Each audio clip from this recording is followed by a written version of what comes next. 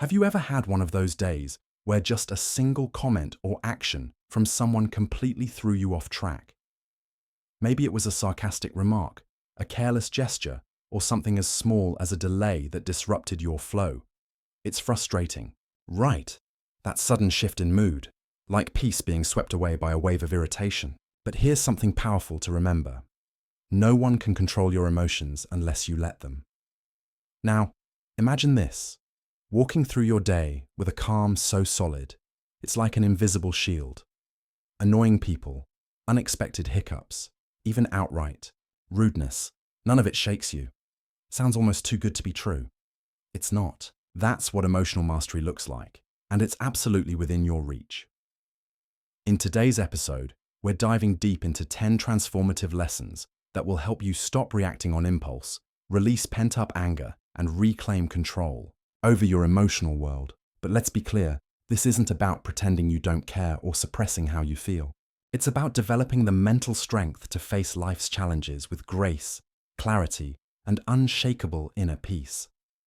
Whether you're handling harsh criticism, struggling to set boundaries, or trying to let go of long-held grudges, these lessons will give you the tools you need to protect your peace and live with genuine confidence. By the end of this episode, you'll be equipped with a mindset that allows you to stay centered, even when life gets messy or people get difficult.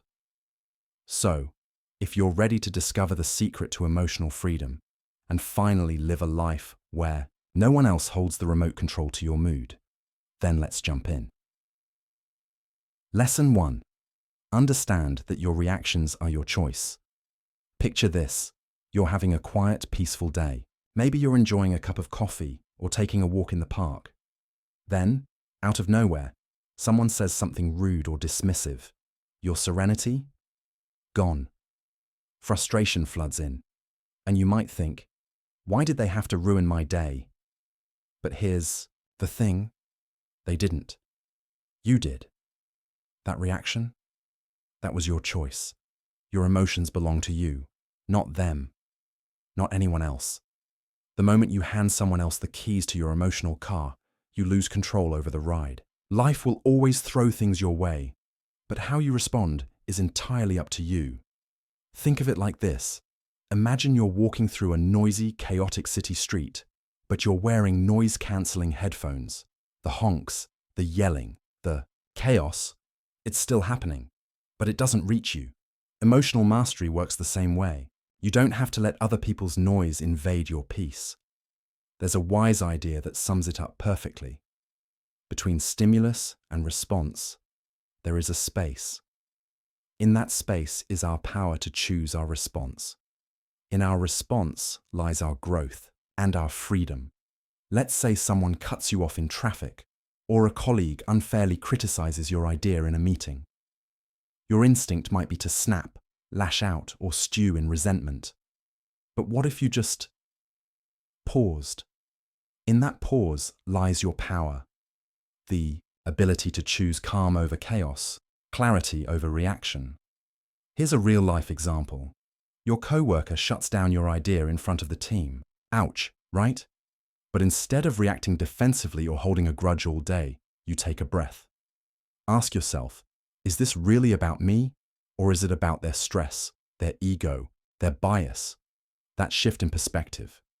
It dissolves the emotional grip the moment has on you. The beauty of this approach is that it doesn't require you to suppress your feelings. Emotions like anger or hurt are normal. They're part of being human. But they don't have to dictate your actions. You can feel them and still choose a thoughtful, empowered response. Here's a simple 2-step strategy to begin practicing this. Pause and name the emotion. When you feel triggered, stop. Identify what you're feeling. Anger, hurt, disappointment. Just naming it helps break the cycle of automatic reaction. Ask reflective questions. Why am I feeling this way? Is it the actual event or how I'm interpreting it? And with that foundation in place, we're ready to move to the next lesson. One that will help you dive even deeper into emotional clarity and resilience. In the last part, we explored the powerful idea that your reactions are a choice, and that in the space between stimulus and response, You hold the key to your emotional freedom. Now let's take that idea a step further. Lesson 2. Stop expecting people to behave like you. We've all been there. You go out of your way to support someone. Maybe you show up for them, listen, help out without hesitation. But when you need them, silence. They're too busy, too distracted, or simply not there. And just like that, a wave of disappointment rolls in. You think, how could they be so thoughtless? I would never treat them that way. Here's the tough pill to swallow. People don't live by your standards. They don't see the world through your lens. They act based on their beliefs, their priorities, and their values, not yours. Expecting someone to behave the way you would is like trying to control the rain. You can hope, plead, even get angry, but in the end, the storm still comes. And who suffers? You. Imagine this. Every person is walking down a different path, shaped by their upbringing, their struggles, and the values they carry. So when someone says or does something that stings, chances are it's more about them than it is about you. Trying to change or fix others only leads to more frustration and a sense of helplessness. But what if, instead of trying to make them act differently, you simply accepted them as they are?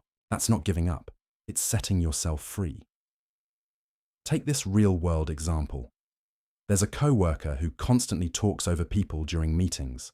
Every week, without fail, they interrupt mid-sentence. You feel invisible, dismissed. But rather than stewing in resentment or planning some kind of subtle revenge, pause, breathe. Ask yourself, is this really about me, or is it just their habit? By letting go of the expectation that they should behave a certain way, you free yourself from an emotional loop that drains your energy. You stop needing them to change in order for you to feel at peace. There's a simple but profound truth that captures this lesson. Expectations are the root of all suffering. The fewer expectations you place on how others should act, the more peace you'll find within yourself. Here's a practical 2-step mindset exercise to help you start applying this. Acknowledge your assumptions. When someone lets you down or annoys you, ask yourself, what was I expecting them to do? Challenge that expectation. Reflect honestly. Is it fair or realistic to expect that behavior from them? Or are you projecting your own values onto someone with a completely different lens? Letting go of unrealistic expectations doesn't mean lowering your standards. It means protecting your energy from situations you can't control. And that's the foundation of emotional resilience. Ready to take that strength a step further. Up next, we'll explore how to stop taking things personally and why doing so could be the biggest shift you make in reclaiming your inner peace.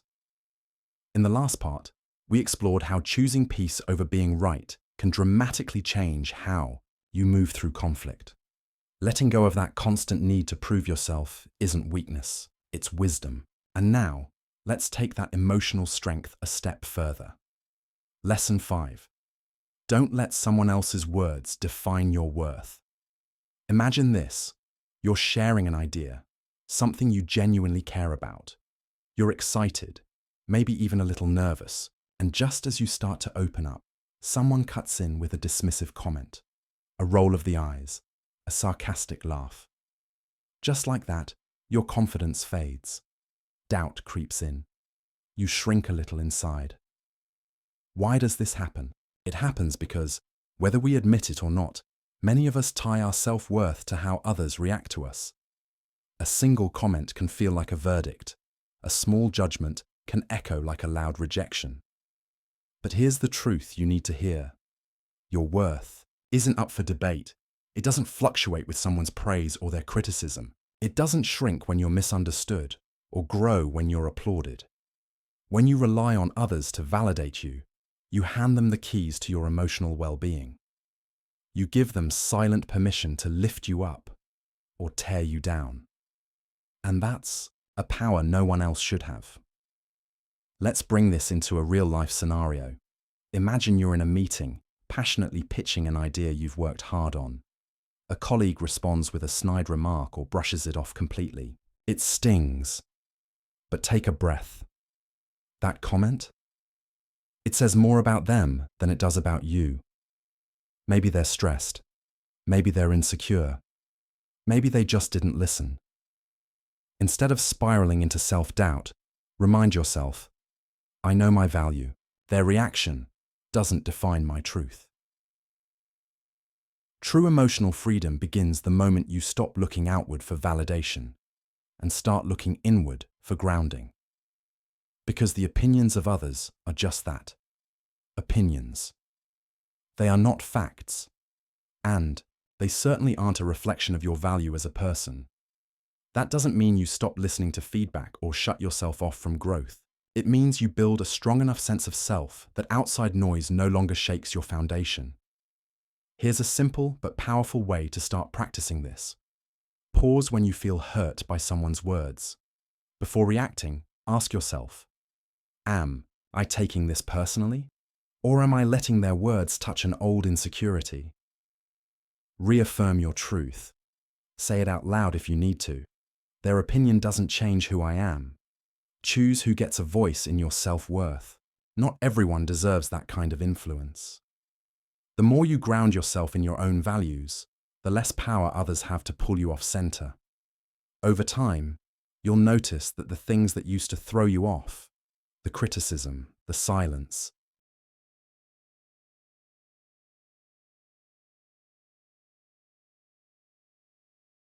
the sarcasm, barely move the needle. That's when you know you've taken your power back. So, the next time someone's words sting, pause and remind yourself, their voice isn't louder than mine. My worth isn't up for grabs. Now that you've reclaimed your emotional independence, let's explore another powerful shift.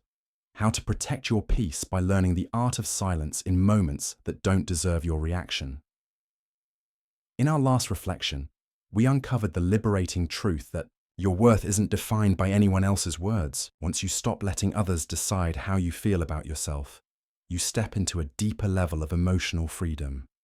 And now, we're going to build on that strength with one of the most underestimated tools for protecting your peace. Lesson 6. Not everything needs a reaction. Let's face it. When someone throws a harsh comment your way, your first instinct might be to fire back, to defend, to explain, to correct them. It's natural. But here's the question to ask in those moments. Is it really worth it? Imagine this. You're falsely accused of something. Your heart races. Your mind jumps into defense mode. You want to list all the reasons they're wrong and remind them of every time they messed up. But what if instead you just paused? What if you took a breath and asked yourself, will this argument change anything meaningful in my life? Most of the time, the answer is no. There's a deep power in choosing silence over reaction. That doesn't mean you're weak. It doesn't mean you don't care. It means you're strong enough to not let every offense pull you out of character. Think of it like this. Someone you know insists their way of solving a problem is better than yours. Maybe it's a friend, a co-worker, a family member. The old version of you might dive into debate mode, ready to prove a point.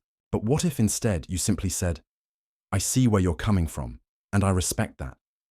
Just like that, the tension drops. You've kept your calm. You've protected your energy. And more importantly, you've avoided dragging yourself into unnecessary conflict.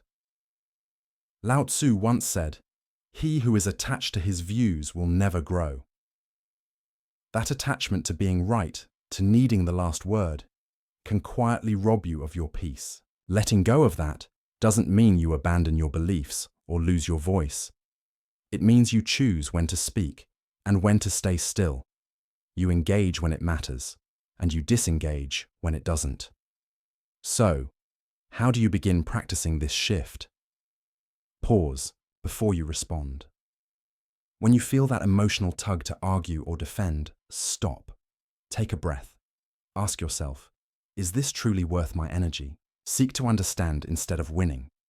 Try asking questions instead of making points.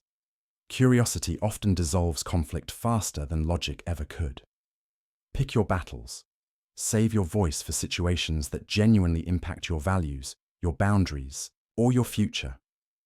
As time goes on, you'll notice something unexpected. The less you need to prove, the lighter your emotional load becomes. Conversations won't drain you the way they used to. And even when someone throws negativity your way, you won't be so easily rattled because you've made a powerful decision: peace over pride. Remember this: your value isn't proven through arguments or by outsmarting others. It's revealed in how gracefully you carry yourself, how wisely you protect your energy, and how confidently you choose not to engage in every battle. So next time you're tempted to react, pause and remind yourself, being right won't make me happy, but staying calm just might. Now that we've learned how to reclaim our power from external opinions and conflict, let's dive into something equally important: how to stop internalizing blame and finally let go of guilt that isn't yours to carry. In the last section, we talked about reclaiming your power by not letting someone else's words define your worth. That kind of inner strength gives you clarity. And now, it's time to protect that clarity by learning how to filter what truly deserves your attention. Lesson 7. Don't absorb what doesn't serve you. Filter feedback. Protect your peace. Let's be clear. This isn't about shutting people out or ignoring feedback altogether. Growth thrives on constructive criticism. But there's a difference between helpful insight and empty negativity. And learning to tell them apart is essential. Not every opinion is valid. Not every comment deserves your energy. And not everyone's feedback is meant to help you grow. So how do you stop letting others' words have so much power over how you feel? Start here. Pause before reacting. When someone says something that stings, don't immediately strike back or spiral inward. Take a deep breath. That pause gives you space. Space to think, to breathe, and most importantly, to choose your response, rather than reacting on autopilot, separate fact from opinion. Ask yourself, is there something true or helpful in what they're saying? Or is it just noise? Learn to tune out the static. If the feedback offers you a chance to grow, great. Take it in. But if it's just criticism for the sake of judgment, let it go. Don't carry what was never yours to hold. Reaffirm your worth. Say it out loud if you need to. My value is not dependent on anyone else's opinion. Your worth isn't something that changes with someone's mood, approval, or tone. A voice. It's rooted deep within you, unchanging and unshakable. The philosopher Lao Tzu once said, "Care about what other people think, and you will always be their prisoner." Powerful, isn't it? Letting go of the need for validation doesn't mean you become indifferent or uncaring. It means you become selective. You care deeply about people, but you stop giving your energy to opinions that don't align with your truth. Because when you stop handing your self-worth to others, you lighten your emotional load. You create space for authenticity, for confidence, and for a kind of peace that no one can take away from you. So the next time someone's words rattle your confidence, pause. Ask yourself, am I letting this define me? Or can I return to what I know is true about myself?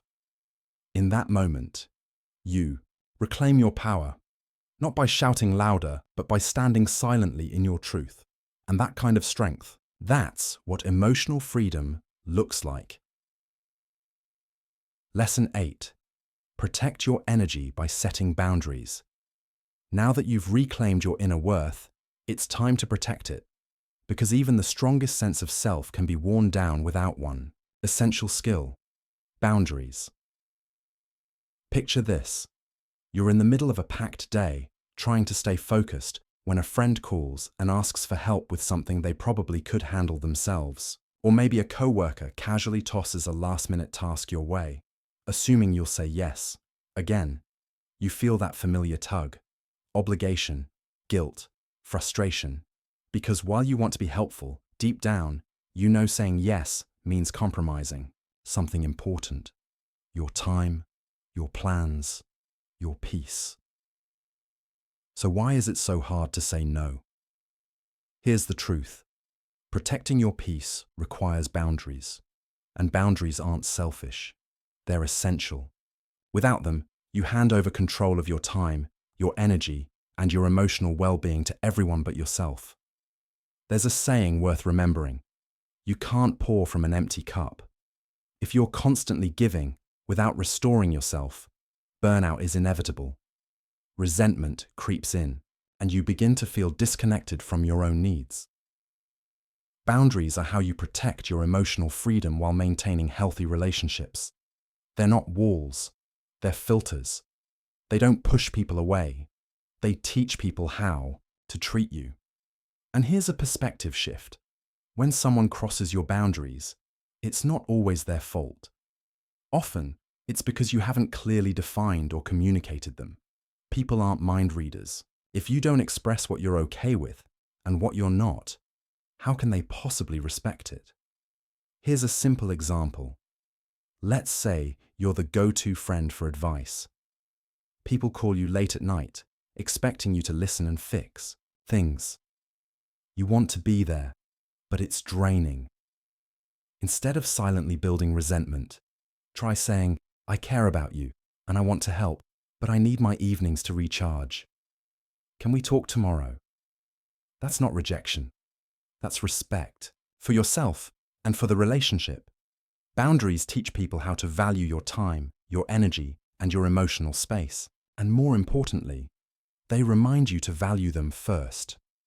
Coming up next, we'll explore one more powerful habit that will help you stay emotionally grounded, learning to release control and trust the flow of life. In our last reflection, we explored the power of setting healthy boundaries and how protecting your energy isn't selfish, it's necessary. Now let's go even deeper, because once you know your limits, the next step is learning how to uphold them with confidence and clarity. Lesson 9. Set boundaries with calm strength. Protect your peace without creating conflict.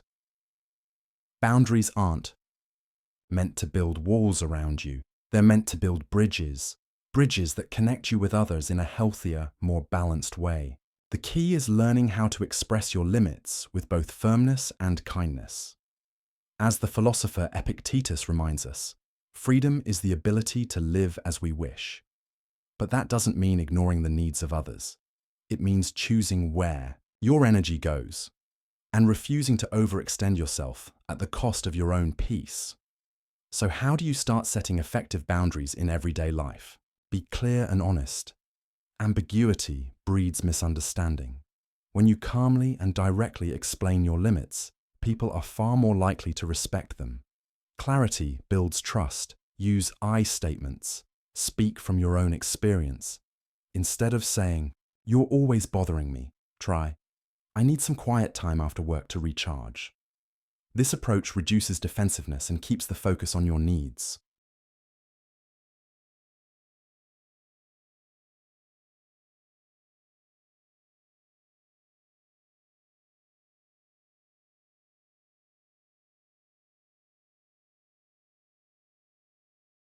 Stick to your boundaries. It's not enough to set them. You have to honor them. Consistency sends a message. I take my time and energy seriously, and you should too. Lao Tzu offered timeless wisdom. He who knows when to stop does not find himself in trouble. Knowing your limits and having the courage to enforce them protects you from emotional burnout, resentment, and unnecessary stress. And remember, boundaries aren't about shutting people out. They're about letting people in, but only to the extent that it's healthy for both of you.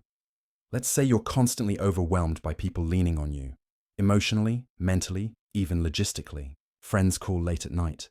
Co-workers dump tasks on you. Family members expect your help without asking. Instead of quietly bottling your frustration, try this. I care about you, but I need to protect my evenings for rest. Can we connect tomorrow? That's not selfish. That's self-awareness. It's showing up for yourself so you can show up for others more fully. The next time you feel overwhelmed or taken for granted, take a moment to check in with yourself. Have I clearly communicated my limits? Am I honoring my own needs? Because Every time you say yes to something that drains you, you're saying no to something that could restore you. You are not responsible for managing everyone else's feelings, fixing their problems, or rescuing them from discomfort. Your primary responsibility is to yourself, your time, your peace, and your emotional well-being. So stand firm, set your boundaries, and notice how much more grounded, clear-headed, and empowered you begin to feel. Because when you prioritize your own balance, you become the best version of yourself, for you and for those around you. Now, once your boundaries are in place, there's one more inner shift that changes everything: detaching from the opinions of others. Ready to release the need for approval? In the last section, we explored how setting boundaries empowers you to protect your energy and peace. But boundaries alone aren't enough. There's another layer of emotional freedom that comes when you detach from the opinions of others. Lesson 10. Detach from the need for approval. Reclaim your freedom to live authentically. Think about this. How often do you second-guess yourself just because you're worried about what someone else might think? That subtle hesitation, that lingering doubt, it doesn't come from within. It comes from the fear of judgment. But here's the truth. Your joy, your peace, your path, they don't belong to anyone else. When you no longer need validation, to feel worthy, you step into your most authentic self. You make decisions from clarity, not fear. And that kind of emotional independence, it's life-changing. The Stoic philosopher Epictetus said it boldly: "If you want to improve, be content to be thought foolish and stupid." At first glance, that may sound harsh, but in reality, it's liberating. Because growth often looks strange from the outside. When you take risks, try new things, or walk your own path, not everyone will understand. And that's okay. Seeking approval can quietly keep you stuck. But choosing your own truth, even when it's misunderstood, sets you free. So, how can you start to detach from the weight of other people's opinions? Question their importance. When someone's words bother you, pause and ask, why does this matter to me? What authority do they really have over my life? You'll often realize it's not much. Reaffirm your values. Go back to your compass. What matters most to you? What are your goals, your priorities, your principles? Grounding yourself in your own vision makes it easier to let go of the noise. Practice letting go. When judgment or criticism shows up, acknowledge it, but don't attach to it. Imagine their words like leaves floating on a stream. They pass by. You see them, but you don't need to pick them up. Lao Tzu said it best: care about people's approval, and you will always be their prisoner. Let that sink in. This isn't about closing yourself off to the world or ignoring all feedback. Constructive criticism is valuable. It helps you grow. But unwarranted judgment, that belongs to them, not you. Think of detaching from opinions like carrying an umbrella through a storm. The rain may fall, comments may come, but you don't have to let it soak through your skin. When you live by your own inner compass, you remain grounded, no matter what others say. So the next time someone's words shake your confidence, ask yourself, am I living for them or for me? By choosing to detach, you reclaim your freedom, you protect your peace, and you begin to build a life that's rooted not in validation, but in truth. Your journey is yours alone, and it's far too important to be shaped by fleeting opinions. Now that we've uncovered the strength of emotional independence, let's close with one final, powerful shift: learning to respond not with anger, but with silence. Previously, we explored the strength of emotional independence, the freedom that comes when you stop living for the opinions of others. But there's one more powerful habit that ties everything together: the art of responding with silence instead of anger. Lesson 11. Respond with silence, not retaliation. Choosing silence in a heated moment isn't weakness. It's strength in its purest form. It's not about avoidance. It's about emotional discipline. It's about choosing calm over chaos, peace over pride. There's a quiet wisdom in restraint. The less you respond to negativity, the more peaceful your life becomes. Why? Because silence says something powerful. It says, I refuse to give your behavior control over my state of mind. Imagine this. You're in a meeting. You've just shared your ideas when a colleague, for whatever reason, tries to undercut you. Maybe they interrupt. Maybe they throw a subtle jab to make you look small. In that moment, your ego flares. The urge to fight back is strong, but instead, you pause. You take a breath. You say, nothing. That silence? It speaks volumes. You've just denied them the reaction they were fishing for. And in doing so, you've held your composure. You've shown the room who truly commands self-control and who doesn't. The Stoic philosopher Marcus Aurelius once said, the best answer to anger is silence. Why? Because anger feeds on reaction. It craves attention to stay alive. When you choose not to engage, you starve it. You break the cycle. You protect your peace. Think of silence like a shield. It doesn't block out the world, but it deflects the drama.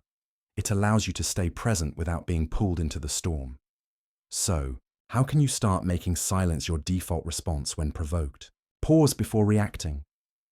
When someone says something sharp or provocative, take a beat. Breathe. Give yourself that space. That small pause holds immense power. Listen without defending. Not every comment requires a counter. Sometimes people just want to vent. Let them. You don't have to explain, justify, or fix everything. Speak only when necessary. If a response is required, keep it calm, clear, and intentional. Remember the Buddhist teaching. Speak only if it improves upon the silence. This doesn't mean you bottle up your feelings or ignore problems. It means you choose when and how to express yourself, with intention rather than impulse. How many times have we regretted words said in anger? Silence removes that regret. It gives you the power to reflect, to reassess, and to respond from a place of strength rather than reactivity. Because sometimes, silence truly does say more than words ever could. So, the next time someone tries to get under your skin, pause. Ask yourself, will this response bring clarity or chaos? If the answer is chaos, let silence speak for you. By choosing not to react, you reclaim control of the moment, protect your emotional well-being, and demonstrate a quiet strength that cannot be shaken. In the last section, we explored the quiet power of silence, how choosing not to react can be the strongest response of all. Now let's turn inward and explore another powerful practice that transforms how we experience anger: gratitude. Lesson 12. Practice gratitude to dissolve anger and reclaim perspective. We've all had those days, the ones where everything seems to unravel. Your plans fall apart. Someone says something rude. 100 small inconveniences pile up until your patience wears thin. Frustration builds. And before you know it, you're thinking, why does everything have to be so hard today? But what if, just for a moment, you paused? What if instead of focusing on everything going wrong, you gently shifted your attention to what's still going right? Gratitude isn't just a feel-good idea. It's a powerful emotional reset. It has the remarkable ability to take the edge off anger and ground you in the present. Why? Because you can't be truly angry and deeply grateful at the same time. These two emotions simply don't coexist. Gratitude acts like a lens. It reframes your perspective. Even in the middle of chaos, it helps you find small anchors of calm. You may not be able to change the situation, but you can absolutely change how you see it. Take a simple example. You're stuck in traffic. You're already late, and the cars ahead aren't moving. Your mind starts spiraling. But instead of letting that frustration build, you take a deep breath and ask yourself, what can I be thankful for right now? Maybe it's the fact that you have a car.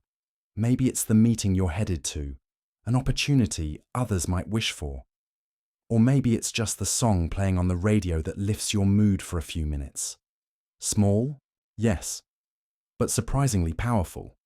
The Roman philosopher Cicero once said, "Gratitude is not only the greatest of virtues, but the parent of all the others." Gratitude doesn't just soften anger, it grows patience, builds resilience, and helps you stay focused on what actually matters. So how do you make gratitude more than just a passing thought and turn it into a mindset?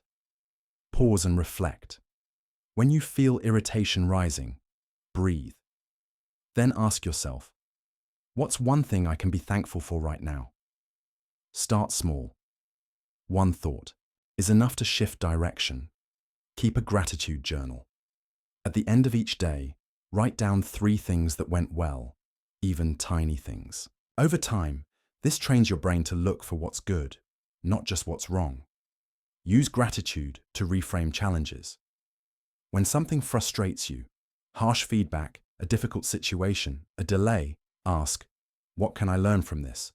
Or, how could this have been worse?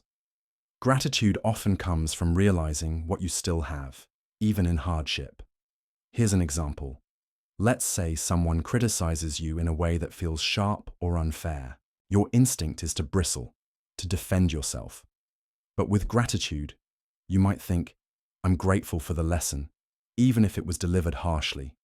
That doesn't excuse their tone, but it keeps you in control of your emotional response. There's a beautiful reminder that goes like this. Let us rise and be thankful. If we didn't learn a lot today, at least we learned a little. If we didn't learn a little, at least we didn't get sick. If we got sick, at least we didn't die. So let us all be thankful. Gratitude doesn't deny your anger or your pain. It simply asks, what else is here? It gently shifts your focus from what's missing to what's present. And that shift, it changes everything. So the next time anger starts to creep in, pause. Ask yourself, what can I be grateful for right now? You may be surprised at how quickly your heart softens and how clearly your peace returns. In the last lesson, we saw how gratitude can dissolve anger and shift your emotional state in an instant. But there's another powerful shift that protects your peace and unlocks personal growth, learning how to reframe criticism. Lesson 13. Reframe criticism as a tool for growth, not a personal attack. Imagine this. You've just shared an idea you're proud of. Maybe it's at work, with a friend, or posted online. You've put thought and heart into it, only to be met with immediate, blunt criticism. No encouragement, just a sharp comment that feels like a punch to the gut. Your first instinct? Probably defensiveness, maybe even embarrassment or anger. That's completely natural. When we create, we expose a part of ourselves. And when that part is met with negativity, it can feel deeply personal. But what if you paused? What if, instead of retreating or retaliating, you reframed the moment, not as an attack, but as an opportunity? Here's the truth. Criticism, no matter how clumsy or harshly delivered, often holds something of value if you're willing to look for it. It can shine a light on blind spots, challenge your perspective, and stretch your potential in ways that comfort never will. Take this example. You're preparing an important presentation, and a colleague points out several flaws in your slides. You could dismiss it. They're just trying to make me look bad. Or you could pause and ask, is there truth in their feedback? What can I improve here? By choosing the second path, you shift from reaction to reflection. And that's where real growth happens. There's a beautiful thought that captures this perfectly. Criticism, like rain, should be gentle enough to nourish growth without destroying roots. That said, not all criticism is valid. Some comes from envy, ignorance, or even malice. That's why the key isn't to blindly accept every comment, but to filter it. Here's how to handle criticism with clarity and grace. Pause before reacting. When you feel that sting, take a moment to breathe. Emotional reactions cloud clarity. Stillness brings insight. Evaluate the source. Who's giving the feedback? Do they know what they're talking about? Do they have your best interest in mind, or are they projecting something of their own? Find the lesson. Even poorly delivered feedback can contain truth. Ask, what can I learn here? Growth often hides behind discomfort. Now, let's take a more personal example. Imagine a family member criticizes your life choices, your career, your lifestyle, your parenting. It hurts because it's close to home. But instead of reacting with anger or shutting down, you could calmly say, I hear your concerns. I'll take some time to reflect on what you've said. You're not agreeing. You're not conceding. You're simply choosing maturity over escalation and preserving your peace in the process. Epictetus once offered a timeless reminder. If someone speaks ill of you, don't defend yourself. Instead, say, they clearly don't know the rest of my flaws, or they would have mentioned those too. That's Stoic wisdom at its finest, not letting others' opinions define your worth, and not taking criticism so personally that it derails your self-belief. So the next time someone critiques you, ask yourself, what can I learn from this feedback? Is this about me, or does it say more about them? How can I grow from this moment? As Lao Tzu reminds us, knowing others is intelligence, knowing yourself is true wisdom. When you welcome criticism as part of the learning process, you transform it from a source of tension into a stepping stone toward confidence, clarity, and emotional mastery. In the previous lesson, we explored how reframing criticism can turn discomfort into personal growth. Now, let's take that one step further by mastering something that may be even more powerful: the art of letting go. Lesson 14. Master the art of letting go so you can move forward, not stay stuck. Letting go may sound simple, but in practice, it can be one of the hardest things we do, especially when we've been hurt. Imagine this. You're holding a burning coal in your hand, intending to throw it at someone who wronged you. But as you wait for the perfect moment, that coal keeps burning. Not them, you. That's exactly what anger, resentment, and grudges do. They don't just live in your thoughts. They take root in your body, your mood, your energy. Real strength doesn't lie in holding on tighter. It lies in releasing what no longer serves you. Letting go isn't about forgetting, excusing, or pretending something didn't hurt. It's about freeing yourself from the emotional weight that keeps you stuck in the past. It's about reclaiming the peace, energy, and clarity that are yours to carry forward. The Buddha said it plainly. Holding on to anger is like drinking poison and expecting the other person to die. Think back to a time someone hurt you. Maybe it was betrayal. An unfair judgment. A harsh word that lingered longer than it should have. How many hours, how many days did you replay that moment in your mind? How much energy did you waste imagining what you should have said or what you'd do next time? Letting go is the only way out of that loop. Take a workplace example. A colleague takes credit for your idea in front of the team. You could stew over the injustice for days, letting it derail your motivation and darken your mood. Or you could choose to let it go. To remind yourself that your worth isn't defined by one moment of missed recognition, that your growth and future are far too important to be held hostage by someone else's behavior. Lao Tzu said it beautifully. When I let go of what I am, I become what I might be. Letting go isn't just about releasing anger. It's also about shedding perfectionism, fear of failure, or the illusion of control. It's about meeting life as it really is, messy, unpredictable, and beautifully imperfect, and finding peace within that. So, how do you begin practicing the art of letting go? Acknowledge your feelings. Suppressing emotions only strengthens them. Allow yourself to feel the anger, the pain, the disappointment, without judgment. Let them move through you, not define you. Reframe the experience. Ask, what can I learn from this? How can this challenge make me wiser, stronger, more compassionate? Focus on the present. Letting go isn't a gift for the other person. It's a gift for you.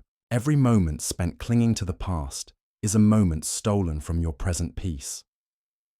Think of letting go like releasing a balloon. At first, your grip is tight. Your hand aches. But once you let it float upward, something shifts.